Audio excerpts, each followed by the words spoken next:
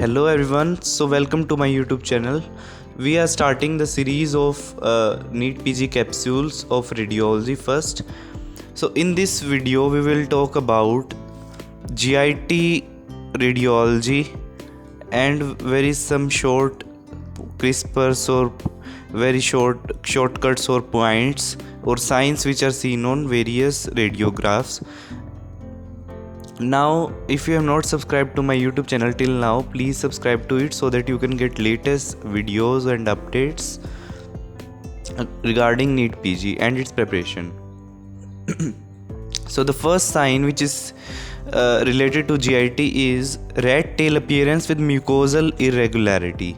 Now this due to mucosal irregularity, as you can see that mucosal irregularity is seen in the carcinomas.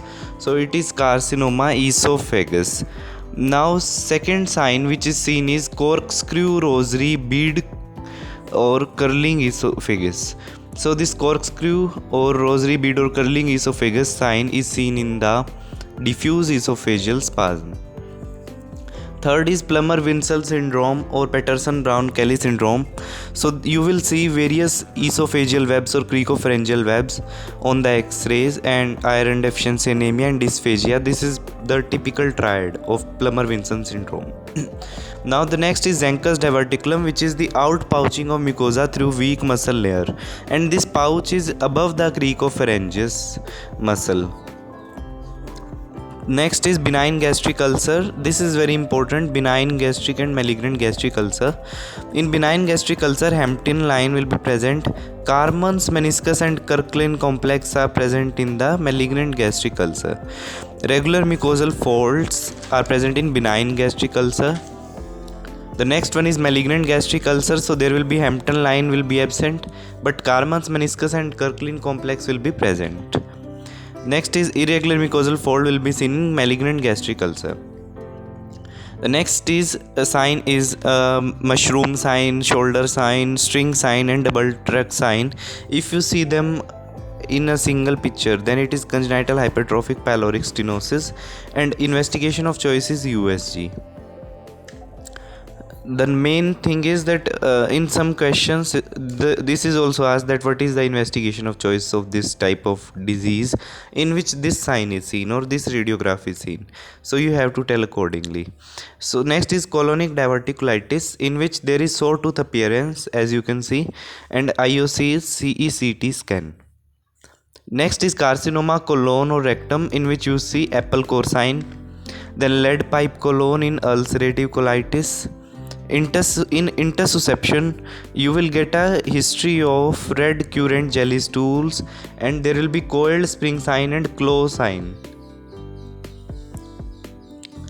The next is the pneumoperitoneum, investigation of choice is CT scan, and you see various types of signs. Many signs are seen in pneumoperitoneum. The first one is copula sign, then falciform ligament sign, Wriggler's double wall sign, football sign and Dodge's cap sign.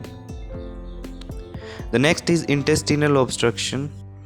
In intestinal obstruction, you see step ladder appearance, string of bead signs and small bowel feces sign. And most important or most reliable sign is transition point on CT scan, where the intestine is obstructed. Now duodenal atresia, it is the most important spot. You can say it, the neonate will be presenting with the bilious vomiting, and you on X-ray, when you do X-ray, then you will see double bubble sign.